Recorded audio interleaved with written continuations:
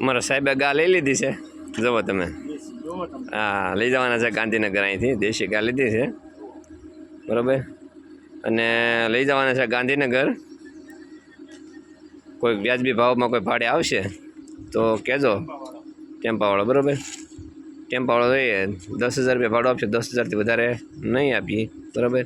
ગાંધીનગર મૂકવા જવાની છે, અમારા સાહેબે ગા લીધી છે, બરાબર.